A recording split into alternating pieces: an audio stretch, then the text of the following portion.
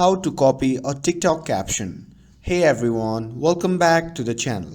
In today's video, I'll show you how to copy a TikTok caption even though TikTok doesn't provide a direct option.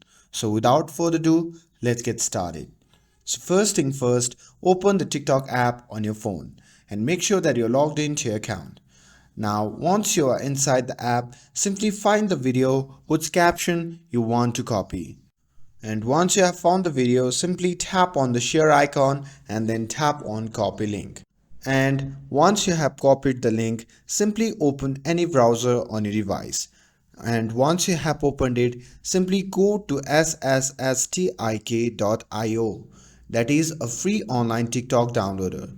So simply paste the copied link into the input box and tap download. But you don't need to download the video. Instead, zoom in on the text and long press on the caption, and from there simply select copy. Now you can paste it anywhere you want. And that's it. You have successfully copied a TikTok caption. And with this, if you found this video helpful, then don't forget to like, share and subscribe to get updated for more videos.